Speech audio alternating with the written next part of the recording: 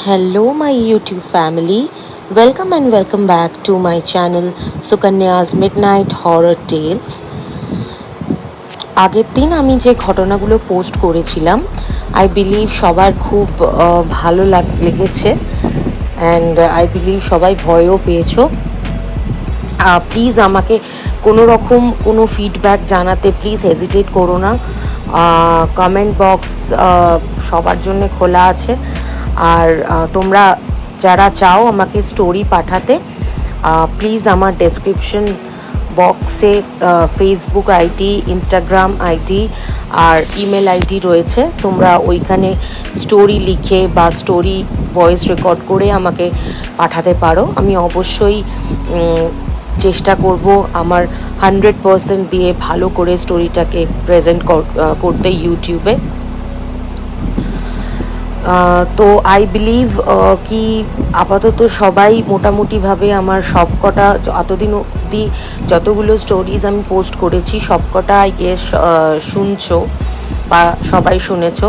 Please guys আবার বলছি আমাকে কীরকম হলো স্টোরিটা প্লিজ আমাকে ফিডব্যাকটা দিও, তাহলে আমার আরও ইমপ্রোভাইজ করতে হেল্প হবে অ্যান্ড আরও ফিউচারে বেটার ভিডিওস আমি তোমাদেরকে গিফট করতে পারবো। আর আগেন বলছি গাইজ, অনেকে আছে যারা ভিডিও দেখছে কিন্তু উইদাউট সাবস্ক্রাইবিং তারা চলে যাচ্ছে। আমি জাস্ট তাদেরকে এটাই রিকোয়েস্ট করব কি প্লিজ সাবস্ক্রাইব করতে, তো আর তোমাদের কোনো পেমেন্ট করতে হচ্ছে না, তোমাদের বেশি টাইমও নষ্ট হচ্ছে না। জাস্ট একটা রিকোয়েস্ট, একটা জাস্ট ক্লিক করে সাবস্ক্রাইব করে অল বাটনটা এনেবল করে দিও, তাহলে কি আমার ফিউচারে যেসব ভিডিওসগুলো হবে তোমরা আগে নোটিফিকেশন পাবে। ওকে, তো আজকে আমি যে ঘটনাটা নিয়ে এসেছি সেটা অনেক দিন আগেকার ঘটনা, মানে পুরনো দিনের ঘটনা। আমার মানে কি বলবো, মায়ের দিদার শাশুড়ির ঘটনা, মানে বুঝতেই পারছো অনেক যুগ আগেকার ঘটনা। তো সেটা খুবই ছোট ঘটনাটা, তো সেটাই আমি আজকে বলবো। একদম রিয়েল হরর স্টোরি এটা। আই বিলিভ এটা শুনলেও তোমাদের কোনো না কোনোভাবে একটু হলেও ভয় পাবে। আর আরেকটা, অনেকে হয়তো আরেকটা কোয়েশ্চেন আমার হঠাৎ মাথায় এলো, অনেকে হয়তো ভাববে যে আমার পেজের নাম বা আমার চ্যানেলের নাম মিডনাইট হরর টেলস বা সুকন্যাস মিডনাইট হরর টেলস, কিন্তু আমি গল্প বা স্টোরি পোস্ট করি হচ্ছে হয় সকালের দিকে, ম্যাক্সিমাম সকালের দিকে পোস্ট করি। এটার আনসার হলো এইটাই যে মিডনাইটে না, অনেকে তো মানে আমি যদি স্টোরি পোস্ট করি আমি সারাদিন তো টাইমটা পাই না, তো আমাকে আইদার স্টোরি পোস্ট করতে হলে 12টার পর পোস্ট করতে হবে, ঠিক আছে, আর নয়তো একেবারে মিডনাইটে। তো মিডনাইটে পোস্ট করলে কি হচ্ছে, ম্যাক্সিমাম সবাই ঘুমিয়ে পড়ে আর পরের দিন সকালবেলা তাদের অফিস থাকে বা কোনো কাজ থাকে, তাই জন্য তারা হয়তো শুনতে পারে না। তাই জন্যে আমি প্ল্যান অনুযায়ী এই টাইমটা বেছে নিয়েছি, যাতে আমি স্টোরিগুলো পোস্ট করলে তোমরা রাত্রেবেলা যখন বাড়ি ফিরে রিল্যাক্স মুডে থাকবে, যখন চিল করবে, তখন তোমরা কানে হেডফোনটা গুঁজে স্টোরিটা শুনতে পারবে। আর দেখো, আমি কেন বারবার তোমাদের বলছি সাবস্ক্রাইব, লাইক, কমেন্ট, শেয়ার করতে, কারণ একটা ভিডিও তোমরা হয়তো শুনছো খুব বেশি হলে 20 মিনিটস বা 40 মিনিটসের ভিডিও, কিন্তু এটার পেছনে প্রচুর খাটাখাটনি থাকে, প্রচুর। মানে আমাকে রেকর্ড করতে হয় প্রথমত, কি বলবো, একটা সাউন্ড প্রুফ ঘরে আমাকে রেকর্ড করতে হয়। সেটা হয়তো ম্যাটার নয়, কিন্তু ব্যাপারটা হচ্ছে যে রেকর্ডটা করার পরে অনেক কিছু জিনিস মাথায় রাখতে হয়। যেহেতু বাড়ির মধ্যে কাজ হচ্ছে, তো বাড়ির মধ্যে তো টুকটাক আওয়াজ তো হবেই, সেগুলোকে অ্যাভয়েড করে আমাকে করতে হয়। প্লাস অনেক কোনো সময় এরকমও হয়, কোনো সময় মানে 50%-এর বেশি এরকম হয় আমাকে ফ্যান বন্ধ করে রেকর্ড করতে হয়। আর এই গরমকালে বাবা, তোমরা বুঝতেই পারছো কতটা হেক্টিক ব্যাপার। আর স্টোরিটা না হয় রেকর্ড করা হয়ে গেল, যেহেতু আমি বলাতে তাড়াতাড়ি হয়ে যায় ঘটনাটা, লেখার থেকে বলাতে ঘটনা তাড়াতাড়ি হয়ে যায়, কিন্তু তারপরে এডিটিংয়েই প্রায় চলে যায় আমার 1.5 থেকে 2 ঘন্টা। তা মানে তার পেছনে প্রচুর খাটনি থাকে একটা এডিটিং করাতে, ঠিক আছে, ভয়েস রেকর্ড করে এডিটিং করে তারপরে আপলোড, তারপরে মিউজিক দেওয়া, পোস্টিং করা, আপলোড হতে প্রায় আরও 30 মিনিটস, 1 hour to 30 মিনিটস মতন লাগে। তো এই সব এত কিছু মাথায় নিয়ে আমাকে ইউটিউবে তোমাদের জন্য ভালো ভালো কন্টেন্ট, ভালো ভালো ভিডিও, ভালো ভালো অডিও পোস্ট করতে হয়। তো please guys, it's my Ernst request, আমি যে খাটনিটা করছি প্লিজ তার দামটা দিও। At least please do subscribe, like, share, comment to my YouTube channel. And আবারও বলছি, তোমাদের একটা লাইক, একটা শেয়ার, একটা কমেন্ট, একটা সাবস্ক্রিপশন আমাকে অনেকটা মোটিভেটেড করবে, যাতে আমি ফিউচারে আরও নতুন নতুন ঘটনা তোমাদের বলতে পারি। আর দেখো, বেসিক্যালি এত ঘটনা নিশ্চয়ই আমার নিজের সাথে ঘটবে না, তো এটাও আরেকটা খাটনি রয়েছে, আমাকে প্রচুর ঘটনা নিজে নিজে কালেক্ট করতে হয়। ঠিক আছে, যেমন আমার বাড়ির ফ্যামিলি, অনেককে ফোন করেও আমি জিজ্ঞেস করি ঘটনা, আমার ফ্যামিলি, রিলেটিভস, ফ্রেন্ডস, ম্যাক্সিমাম সবাইকে ফোন করে আমি জিজ্ঞেস করি, তোমাদের জন্য ঘটনা কালেক্ট করি, আরও চেষ্টা করি যে আর কি ভালো ঘটনা আমি পেতে পারি যাতে তোমাদের জিনিসটা আরও এন্টারটেইনিং লাগে। ঠিক আছে, তো তাই জন্যই আমি বলছি কি, প্লিজ আপাতত কেউ দেখে চলে যেও না, অ্যাটলিস্ট সাবস্ক্রাইব করো আর like, share, comment and subscribe, এই কয়েকটা জিনিস জাস্ট এটা করতে জাস্ট হার্ডলি তোমার 5 থেকে 10 সেকেন্ডই লাগবে, খুব বেশি টাইম লাগবে না। ঠিক আছে, তো এটা আমার আর্নেস্ট রিকোয়েস্ট রইল তোমাদের কাছে। আর আমি জানি তোমরাই আমাকে 1000 সাবস্ক্রাইবার অবধি পৌঁছাবে। আমি জানি তোমাদের জন্যেই আমি সেই মাইলস্টোনটা অ্যাচিভ করব। এতদিনে তোমরা এতটা লাভ আমাকে শো করেছো, এতটা সাপোর্ট আমাকে করেছো, যতটুকু সাবস্ক্রাইবার আমার রয়েছে সবই তোমাদেরই জন্যে। Thank you so much guys. আমি তোমাদেরকে আবার বলছি, অনেক অনেক অনেক অনেক ধন্যবাদ তোমাদেরকে। এইভাবেই সাপোর্ট করতে যেও, এভাবেই সাপোর্ট করে যেও। আরও সাবস্ক্রাইবার তোমরা আরও যতটা পারবে তোমাদের ফ্রেন্ডস, ফ্যামিলি, রিলেটিভসদের সাথে প্রচুর প্রচুর প্রচুর শেয়ার করো, যাতে তারা সাবস্ক্রাইব করে, তাদেরও একটা টাইম পাস বা এন্টারটেনমেন্ট পারপাসে তারা এই জিনিসটা শুনতে পারে। অনেক কথা গাইজ বলে দিলাম, আমি জানি এই কথাটা একটু বোরিং লাগবে, বাট তোমরা তো আমার ফ্যামিলি মেম্বার্সদের মতন, তো এগুলো আমার কি বলবো, আমার মন থেকে কথাগুলো আমি বললাম। ঠিক আছে, তো ইমোশনালি কথাগুলো বললাম, প্লিজ এইগুলোকে একটুখানি ভেবে কথাগুলো জাস্ট ভেবো। তো ডাইরেক্ট আমি ঘটনায় আসছি। ঘটনায় আসার আগে তো আমার একটা ডিসক্লেমার তো সবাইকে দেওয়া আমার উচিত, যে যারা যারা ভূতকে বিশ্বাস করো বা কোনো আনন্যাচারাল জিনিসকে তোমরা বিশ্বাস করো, তাদেরকে আমি এটাই বলবো যে তারা সত্যি জানে যে যখন তাদের সাথে ঘটেছে তাদের কেমন লেগেছে। আর যাদের বিশ্বাস করো না, তাদেরকে আমি এটাই বলবো যে এটা তাদের পার্সপেক্টিভ, তারা এই ঘটনাগুলোকে একটা এন্টারটেইনমেন্ট পারপাস বা টাইম পাস পারপাস নিয়ে তারা জাস্ট নর্মাল শুনতে পারো, it's up to them. So ঘটনাটা হলো এরকম, প্রায় আজ থেকে ধরে নাও 50 to 60 ইয়ার্স আগে, ঠিক আছে, আমার মায়ের যে দিদা, তার তখন সবে সবে বিয়ে হয়েছিল। ঠিক আছে, তো তার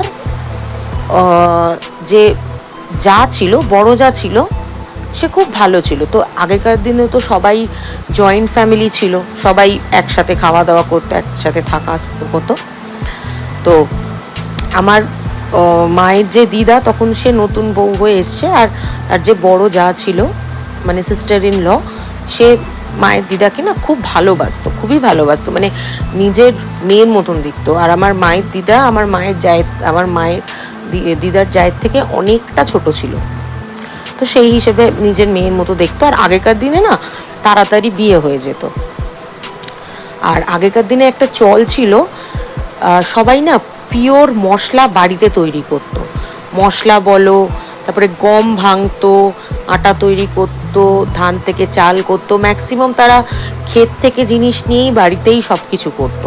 তারা অতটা দোকানে অতটা রিলাই করতো না। তো মায়ের দিদার যে যা, সে মায়ের দিদাকে বলেছে যে মায়ের দিদার নাম ছিল হচ্ছে শুক্লা। তো দিদার যা বলেছে যে শুক্লা শোন না, কালকে সকালবেলা তাড়াতাড়ি ঘুম থেকে উঠিস, আমরা সকালবেলা ঘুম থেকে উঠে মশলা বাটবো। তো তখন আমার মায়ের দিদা বলে যে দিদি অত সকালবেলা মশলা বাটবে, এখনই বেটে নিলে কেমন হয়? তো তখন বললো যে না না, এখন তো অনেকটা রাত হয়ে গেছে, এখন আর বাটবো না। কিন্তু তখন মানে আমাদের তো এখন 8টা মানে অনেক রাত তো নিশ্চয়ই নয়, তখন 8টা মানে অনেকটাই রাত হয়ে যেত আর কি। তো মায়ের দিদা বললো যে ঠিক আছে দিদি, কোনো ব্যাপার না, আমি সকালবেলা ঘুম থেকে উঠে সব মশলা টশলা তোমার সাথে বাটবো। তো মায়ের যা বলেছে যে কটার সময় উঠবি বলতো, তখন দিদা বলেছে যে তুমি বলো কটার সময় উঠবো। তখন মায়ের যা বললো যে তুই উঠিস হচ্ছে ভোর 5টার সময়। বললো ঠিক আছে। বলে সকালবেলা আগে মশলা টশলা বেটে ভালো মশলা টশলা বেটে তারপর আমরা ঘাটে যাব বাসন ধুতে। আর তখনকার দিনে না কাজের লোক বলে কোনো জিনিস ছিল না, আর গ্রামের মতন পরিবেশ, অত কোলাহল নেই, আর সবাই 8 পৌড়ে করে শাড়ি পরতো। এখন সবাই কি করে শাড়ি পরে, যেমন যেভাবে নর্মাল শাড়ি পরে সেভাবে তখনকার দিনে তো অত শাড়ি পরা হতো না, সবাই 8 পৌড়ে করে ঘোমটা দিয়ে শাড়ি পরতো। তো মায়ের দিদার যা বলছে যে তাহলে একটা কাজ করবি, সকালবেলা ঘুম থেকে উঠে জামা কাপড় ছেড়ে নিবি ভালো করে, নতুন ভালো শাড়ি, পরিষ্কার শাড়ি, কাঁচা শাড়ি পরে আমরা মশলা বাটবো। তো যখন এটা বললো তখন বললো ঠিক আছে। আর ওরা না সবাই আগেকার দিনে সবাই খুব পরিষ্কার পরিচ্ছন্ন ছিল, যখনই রান্নাঘাটে যেত জামা কাপড়, বাসি জামা কাপড় ছেড়ে তারা রান্নাঘরে যেত। তো তার জন্যে দিদার যা বলেছে যে মায়ের দিদার যা বলছে যে তাহলে একটা কাজ করি, আমি হামান দিস্তাটা বার করে রেখে ধুয়ে দিই, তাহলে সকালবেলা মশলা বাটতে সুবিধা হবে। তো হামান দিস্তা মানে সবাই আই গেস জানো, এরকম বড় মতন একটা কি বলবো, একটা ছোট মতন ড্রাম সাইজের হয়, লোহার হয়, তার উপরে এরকম ছোট মতন একটা হাতুড়ি টাইপের থাকে লোহার, ওর মধ্যে মশলা নিয়ে জাস্ট এরকমভাবে ভাঙতে হয়, ঠিক আছে। তো আমার মানে মায়ের দিদার শ্বশুরবাড়িতে না ঢেকিও ছিল, ঢেকি দিয়ে ধান ভাঙে না, ওইটাও ছিল। তো দিদার যা কি করেছে, সব হামান দিস্তা তারপরে মশলা পাটি সব জলে ভিজিয়ে ভালো করে সাইড করে রেখেছে। তো দিদা কি করেছে ইন দ্য মিন টাইম, মায়ের দিদা কি করেছে ইন দ্য মিন টাইম, যতটুকু কাজ ছিল সব কিছু করে টোরে শুতে চলে গেছে। তো তখনকার দিনে অ্যালার্ম সিস্টেম তো ছিল না, তো দিদা কোনোভাবে আর কি মানে রাত্রে ওরকমভাবে ভালো ঘুম হয়নি, অত তাড়াতাড়ি ঘুম থেকে উঠতে বলেছে। আগেকার দিনে যদিও লোকেরা তাড়াতাড়িই উঠতো, কিন্তু ভোর 5টায় দিদার ওঠার অভ্যেস অতটা ছিল না। তো দিদা ম্যাক্সিমাম 6টার সময় হয়তো ঘুম থেকে উঠতো, ঠিক আছে। মানে আমি যা শুনেছি, যেভাবে শুনেছি আমি সেভাবেই বলছি আর কি। তো দিদা তো রাত্রেবেলা ঘুম হয়নি, দিদার মাথায় এটাই চিন্তা যে আমাকে সকালবেলা উঠতে হবে, বড়দি বলেছে আমি যদি না উঠি এটা একটা অপমানজনক ব্যাপার হবে, ঠিক আছে। আর আগেকার দিনে না একটু মানে যদি বড়জা বা ধরো শাশুড়ি শ্বশুর যদি কিছু বলতো, সেটা যদি না করতো ওদের আবার মানে বউয়ের আবার লজ্জায় পড়তে হতো, প্রচুর প্রচুর লজ্জায় পড়তে হতো। তো ওই জন্যে কি করলো যে দিদা, মায়ের দিদা বললো ঠিক আছে, না আমি কোনোভাবে একটু ঘুমাই, তারপরে সকালবেলা আমি উঠে যাব, জেগে জেগে ঘুমাই। তো দিদা ঘুমাচ্ছে, তার সরি একটা কথা বলতে ভুলে গেছি, দিদা তার বড় যাকে বলেছে যে দিদি আমার তো একটু ঘুমটা একটু গভীর, আমি তো সকালবেলা এত সকালে তো ওঠার তো অভ্যেস নেই, দিদি তুমি আমাকে না একটুখানি ডেকে দিও। তখন বলে ঠিক আছে আমি তোকে ডেকে দেবো। তো দিদা ঘুমিয়ে মানে চোখটা লেগে গেছে আর কি। তখন হঠাৎ করে অনেকক্ষণ পর দেখছি বড়জা এসে এরকম মাথায় হাত বুলিয়ে বলছে কিরে শুক্লা ওঠ, আমাদের তো মশলা ভাঙতে হবে। তখন দিদা আড়মোড়া ভাঙতে বলছে হ্যাঁ হ্যাঁ দিদি যাও তুমি, আমি কাপড় জামা ছেড়ে সব কিছু একটুখানি গায়ে জল টল ঢেলে আসছি। তো দিদা চলে গেছে। তো দিদা তখন সঙ্গে সঙ্গে কাপড় জামা বাথরুমে নিয়ে গিয়ে সব কিছু ছেড়ে টেড়ে গায়ে জল টল দিয়ে ফিরে এসেছে। মেয়ে চুল ঠুল খোপা করে বেঁধে ওই 8 পৌড়ে শাড়ি করে ঘোমটা দিয়ে রান্নাঘরে গেছে। রান্নাঘরে যেই গেছে তখন না মানে রান্নাঘরে যখন যাচ্ছে তখন ঠং ঠং ঠং ঠং একটা আওয়াজ হচ্ছে, মানে বোঝাই যাচ্ছে যে হামানদিস্তা দিয়ে মশলা ভাঙা অলরেডি শুরু হয়ে গেছে। তখন দিদা ভাবছে যে আরে মশলা ভাঙাটা তো শুরু হয়ে গেছে, আমার হয়তো অনেক লেট হয়ে গেছে সব কিছু করতে, না না এবার তাড়াতাড়ি গিয়ে কাজে হাত লাগাই, নইলে দিদি আবার রাগ করবে। তো সেই ভেবে আমার মায়ের দিদা তাড়াতাড়ি আস্তে আস্তে পা টিপে টিপে গেছে। সবাই ঘুমাচ্ছে, বেশি জোরও কথা বলা যাবে না, ঠিক আছে। যখন রান্নাঘরে গেছে দেখছে মায়ের বড় যা পা ওপরে করে মাথা নিচু করে নিজের মাথা দিয়ে হামানদিস্তার যে লোহার রডটা আছে ওটার জায়গায় নিজের মাথা দিয়ে মশলা ভাঙছে। তখন তো দিদা বলছি, কি দিদি তুমি এটা কি করছো? সে হঠাৎ করে দিদার যা মাথাটা তুলে নর্মাল পজিশনে এসেছে, মানে আবার পাটা নিচু করে দাঁড়িয়ে রইলো, মানে দাঁড়িয়ে পড়েছে। জাস্ট দিদার দিকে তাকালো, একটু হাসলো, হেসে আবার ওরকমভাবে মাথা দিয়ে মশলা কুটছে আর পাটা ওপরে। তখন তো ওই দেখে দিদা ওখানেই অজ্ঞান হয়ে পড়ে যায়। তারপরে যখন অজ্ঞান হয়ে পড়ে যায় তখন ঠিক ওর বড় যা এসছে, বড় যার চোখ কচলাতে এসছে, দেখছে মানে বাথরুম যাবে, তো বাথরুম যাওয়ার জায়গাটা ঠিক রান্নাঘরের ওপর দিয়েই ছিল, দেখছে কে একটা পড়ে আছে। সঙ্গে সঙ্গে গিয়ে দেখছে ওরই ছোট যা পড়ে আছে। তো বলছে কিরে শুক্লা কি হলো? এই সবাই ডাকলো, মুখে চোখে জল দিল। তখন শুক্লা দিদা বলল যে এরকম দিদি তুমি আমাকে ভোর 5টার সময় ডেকে দিয়েছো, আমি ফ্রেশ হয়ে এরকম গেছি আর আমি দেখছি যে তুমি মাথা নিচু করে পা ওপরে করে মাথা নিচু করে তোমার মাথা দিয়ে ধান ভাঙছো, মশলা তৈরি করছো। তখন বলছে আমি তো তুই যখন অজ্ঞান হলি আমি তোকে এসে তুললাম, সবাইকে আমি ডাকলাম, তোর গা হাত পায়ে আমি জল দিলাম। তখন বললো এখন কটা বাজে জানিস, আর তুই অত তাড়াতাড়ি উঠেছিস কেন? বলে কেন দিদি, আমি তো 5টায় উঠেছি। বলে 5টা, তুই ভোর 3টের সময় উঠেছিস? বলে 3টের সময় উঠেছি? বলে হ্যাঁ তুই ভোর 3টের সময় উঠেছিস, তাহলে নিশ্চয়ই মনে হয় তোকে নিশি ডেকেছিল। তুই আমাকে জোরে জোরে বলে শুয়েছিলিস না যে দিদি আমাকে ডেকে দিও, ব্যাস কখনো এরপর থেকে যখনই তুই পরের দিন সকালবেলা উঠবি কখনো অত জোরে জোরে বলবি না, আস্তে আস্তে বলবি। তারপরে তো সব পুজো আচ্ছা করে সব ঠিকঠাক হলো। তো এইভাবেই আর দিদা সেরকমভাবে আর কোনোদিনও দিদা মানে সেরকমভাবে আর অত ভোরে কাউকে যদি ডেকে দিতেও হয় সে খুব আস্তে আস্তে দিদা বলে শোয়, যে মানে সকালবেলা ডেকে দিও বা সেরকম কিছু।